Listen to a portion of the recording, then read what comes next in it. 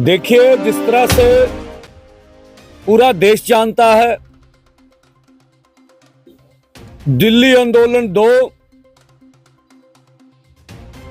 चलते हुए लगभग 11 महीने 3 दिन हो गए और डल्लेवाल जी का अमर अनशन आज 53वें दिन में पहुंच गया, 52वें दिन में सॉरी। और इस समय जो कुछ भी घटा ये दुनिया जानती है। शंभू हो या खनौरी हो या रतनपुरा हो, वहां पर केंद्र की मोदी सरकार ने दीवारें निकालकर ये बड़े हाईवे बंद कर रखे हैं और ये पंजाब अथवा हरियाणा की आर्थिकता को चोट पहुंचा रहे हैं। ये देश के या उत्तर भारत के या पंजाब हरियाणा के व्यापारियों का नुकसान कर रहे हैं और जितने भी ट्रांसपोर्टर हैं उनका नुकसान कर रहे हैं। इसी के साथ साथ पहले जब मोदी सरकार ने हमारे ऊपर जुल्म किया, 70,000 से अधिक अर्धसैनिक सैनिक फोर्स हरियाणा में लगाए गए। किसी भी किसान आंदोलन के ऊपर पहली बार हमने अर्धसैनिक फोर्सों का इस्तेमाल होते हुए नजर आया। इसी के साथ साथ 433 पहले आंदोलन में जख्मी हो गए। शहीद शुभकर्ण सिंह जी शहीद हुए और जब दूसरी बार हमने 16 और 18 को आंदोलन को तेज करते हुए दिल्ली की ओर पैदल कूच करने का निर्णय लिया, जब भाजपा के केंद्रीय मंत्री, भाजपा के सरकार के केंद्र सरकार के अटॉर्नी जनरल, हरियाणा सरकार के अटॉर्नी जनरल चिल्ला चिल्ला के बोलते थे अदालतों में कि ट्रॉली से खतरा है, ट्रॉली में कुछ बम बंदूकें हो सकती हैं। यह उनका आरोप रहा हमारे ऊपर। तो फैसला करके दोनों फोरमों ने पैदल जाने का निर्णय ले लिया और जब पैदल जाने की बात की तो फिर दोबारा जुल्म शुरू हो गया। रबड़ की गोलियां हो, हंजू गैस हो, चाहे पानी की बौछारें हो, इस तरह की जहरीली गैसें इस्तेमाल की सारा देश जानता है। हमें छोड़ दीजिए, प्रेस वालों को भी बख्शा नहीं गया, प्रेस को भी टारगेट करते रहे और उसमें भी लगभग 45 के करीब किसान जो हैं जख्मी हुए। शंभू बॉर्डर पर जब पैदल जथे 3 बार जा चुके हैं। इसी बीच एक किसान शंभू बॉर्डर के ऊपर पहले मोदी सरकार से दुखी होकर उन्होंने जहर निकला, दूसरे ने फिर जहर निकला। बेशक यहां हम स्पष्ट करना चाहेंगे कि ये खुदकुशी करने वाला रास्ता उचित नहीं है। हमारे किसानों को ऐसा बिल्कुल नहीं करना चाहिए, आंदोलन पर विश्वास रखना चाहिए। यह भी हुआ। मोदी सरकार को किस तरह से उन्होंने टारगेट किया। अब 111 का जत्था कल खनौरी पर अमर अनशन पर बैठने के लिए जा रहा था। जैसे पुलिस फोर्स ने वहां दबिश दी, दबाव पाने का यत्न किया, यह भी देश ने देखा।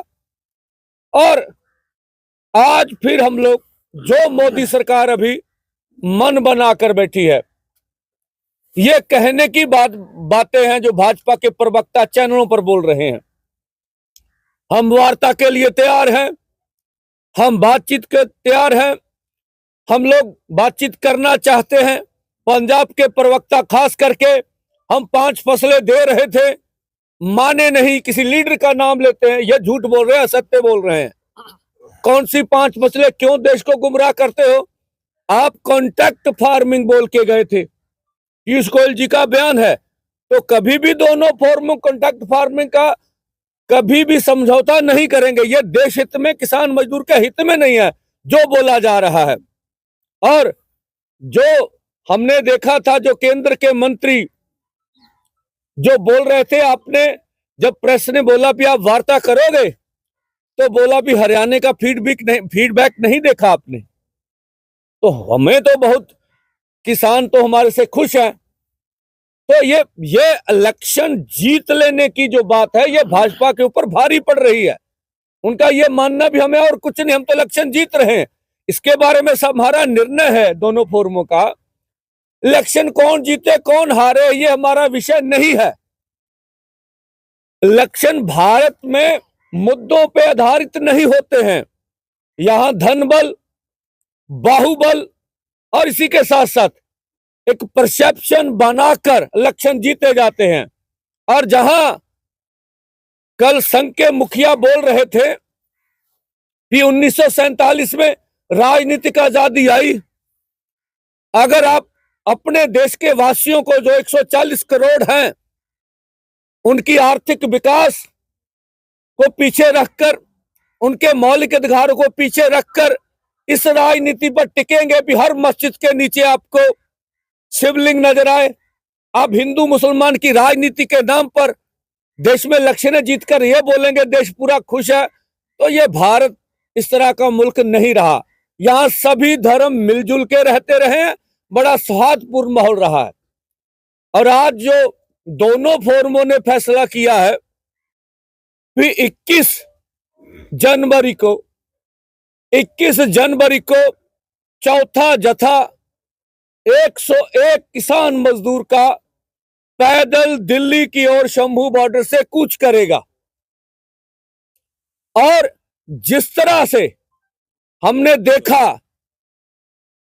कि अभी सरकार, हमें नहीं लगता है कि वो वार्ता के लिए मन बना रही है। और दोनों फोरमों का निर्णय था इस आंदोलन को हम और तेज करेंगे, तेज से तेज करेंगे। और हम आप चेतावनी देते मोदी जी, आपके जीते जी आपकी सरकार में ही इस देश में एमएसपी लीगल गारंटी कानून बनेगा। ये पूरे भारत के 80 करोड़ किसान मजदूर की मांग है।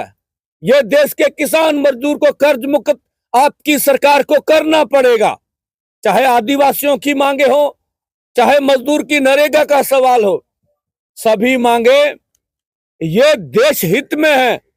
अगर मोदी सरकार इसे ये कहती है भी भारत में कोई लोकतंत्र है, तो पंजाब बंद देख लीजिए, 3 करोड़ पंजाबियों ने क्या संदेश दिया आपको। आप लोगों की आवाज का सम्मान करिए और किसान मजदूर की मांग मानिए, नहीं तो आंदोलन आने वाले समय में तेज से तेज होगा। या आप हमें मारोगे या फिर हमारी मांगे मानोगे, ये आपका निर्णय होगा। हम अपनी ओर से पीसफुली ढंग से अपनी बात कहने के हक रखते हैं। इस मुल्क में जमहूरियत है, यहां हम अपनी बात जोर शोर से अपनी कहते रहेंगे। ये आज का ऐलान सा। अब फूल साहब आपसे बात करेंगे। पत्रकार ते मीडिया वाले साथियों, सारे पंजाब समेत आपनों भी जानकारी है भी 5 जनवरी 2022 ਨੂੰ प्रधान मंत्री नरेंद्र मोदी जी पंजाब ਦੇ ਵਿੱਚ ਫਿਰੋਜ਼ਪੁਰ ਵਿਖੇ बीजेपी ਦੀ ਰੈਲੀ ਨੂੰ ਸੰਬੋਧਨ ਕਰਨ ਦਾ ਪ੍ਰੋਗਰਾਮ ਸੀ। ਸਾਰੀਆਂ ਪੰਜਾਬ ਦੀਆਂ ਸੰਘਰਸ਼ੀਲ ਜਥੇਬੰਦੀਆਂ ਨੇ ਇਹ ਫੈਸਲਾ ਕਰਕੇ ਕਿ ਉਹਨਾਂ ਨੇ ਜਿਹੜਾ ਕਿਸਾਨਾਂ ਨਾਲ ਵਾਅਦਾ ਕੀਤਾ ਸੀਗਾ घर वापसी मौके, वो वादा खिलाफी की है। किसी भी मंग ते उन्होंने उस तो बाद आवाज़ नहीं कढ़ी। तो वो प्रोटेस्ट वजों सारियां संघर्षशील जथेबंदियां वालों थां ते सड़कों ते इकट्ठे होकर उन्हों का शांतमई प्रोटेस्ट करने का प्रोग्राम सी। इस दौरान ही उन्हों का पहला बठिंडों बाई एयर आउण का प्रोग्राम सी फिरोजपुर विखे, पर उन्होंने अचानक अपना जिहड़ा बाई एयर वाला रूट बदल के बाई रोड करता, जिस कारण मोगा फिरोजपुर रोड ते जो किसानां वालों प्रोटेस्ट वजों धरना चल रहा सी, उहदे विच ओह कोई जानकारी नहीं सी, अपने आप घिर गए। कोई बिच भी नहीं गए जिथे वो धरना प्रोटेस्ट चल रहा सीगा। वो तो घट्टो घट्ट 1 किलोमीटर पिछे प्यारेआणा पिंड दा पुल वजदा, उत्थे ओह कुछ ਮਿੰਟ ਰੁਕਣ ਤੋਂ ਬਾਅਦ 15-20 ਮਿੰਟ ਰੁਕਣ ਤੋਂ ਬਾਅਦ ਵਾਪਸ ਚਲੇ ਗਏ। ਬਠਿੰਡੇ ਆ ਕੇ ਉਹਨਾਂ ਨੇ ਬਿਆਨ ਦਿੱਤਾ ਬਈ ਮੈਂ ਮਸਾਂ ਜਾਨ ਬਚਾ ਕੇ ਉੱਥੋਂ ਮੁੜਿਆ ਆਪਣਾ ਰੈਲੀ ਚੋਂ, ਜਿਹਦੇ ਇਸ ਕਰਕੇ ਨਾਲ ਇਹ ਵੀ ਸੀਗਾ ਵੀ ਜਿਨ੍ਹਾਂ ਨੇ ਅੰਦੋਲਨਕਾਰੀ ਹੈ ਜਾਂ ਅਧਿਕਾਰੀ ਹੈ ਉਹਨਾਂ ਦੇ ਕਾਰਵਾਈ ਹੋਵੇ।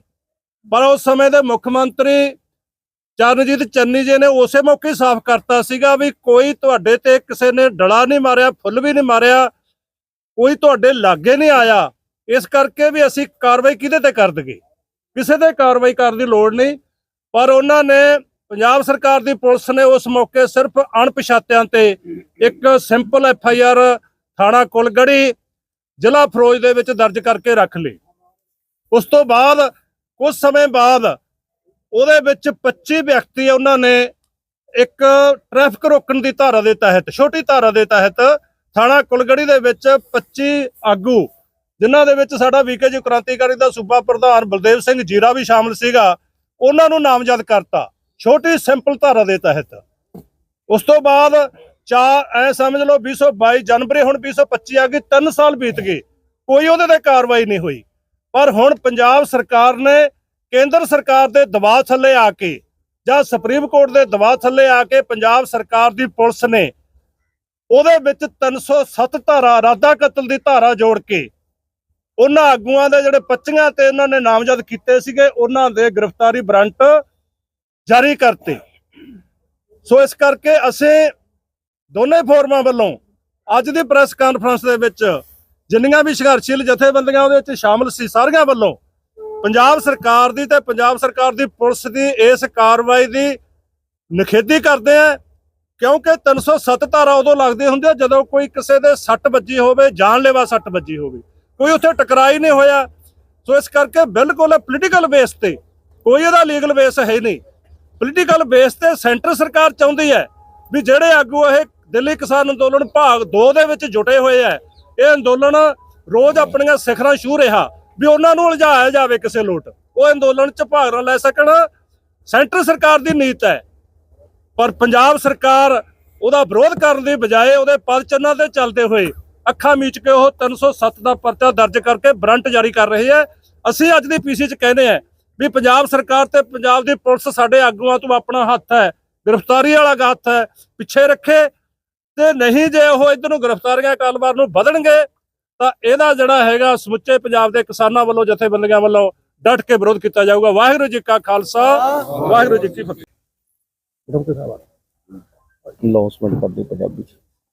अब मीडिया साथियों के सवाल आते जा रहे हैं पिछले कुछ दिनों से, उनका जवाब भी जो एकता बनती जा रही है वही है, और जो समस्याएं भी इस वक्त खड़ी हैं वो सभी किसान जथेबंदियों की एकता से संबंधित थी।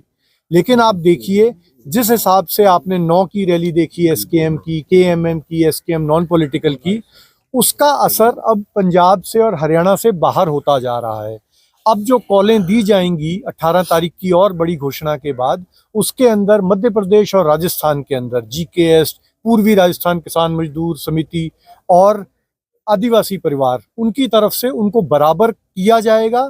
और जो भी ट्रैक्टरों के बताया नहीं जाता मीडिया द्वारा, 150 ब्लॉकों के अंदर जब पिछली बार ज्ञापन दिए गए थे पंजाब हरियाणा में, आदिवासी क्षेत्रों में 13 जिलों के अंदर बराबर ज्ञापन दिए गए थे, और अब जो अनाउंसमेंटें की जाएंगी वे बराबर मध्य प्रदेश और राजस्थान के अंदर उनको किया जाएगा, उनका क्रियान्वयन किया जाएगा।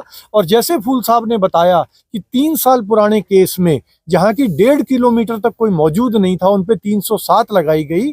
तो परसों ही गंगानगर के अंदर हमारी नहरों में पानी चोरी होता है, तो हमारी यूनियन के लोग जो रात को पानी चोरी रोकने जाते हैं, वहां भाजपा सरकार ने भी उनके ऊपर 307 अटेम्प्ट टू मर्डर का केस दर्ज किया है।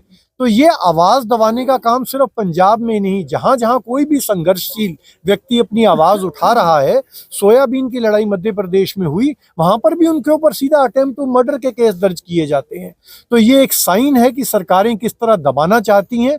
लेकिन अब जो किसान जथेबंदियों के जो हमारे लीडर साहिबान ने उसकी जो एकता की कोशिशें तेज की हैं, जिनके आपको नतीजे अब कुछ दिनों में दिखते चले जाएंगे, और ये जो चाहे वो नॉन पॉलिटिकल फोरम है या हमारा केएमएम फोरम है, यहाँ से जो तेज करने की घोषणा है इसको आंदोलन को, वो सरकार उसको लाइटली ना ले, केंद्र सरकार उसको लाइटली ना ले।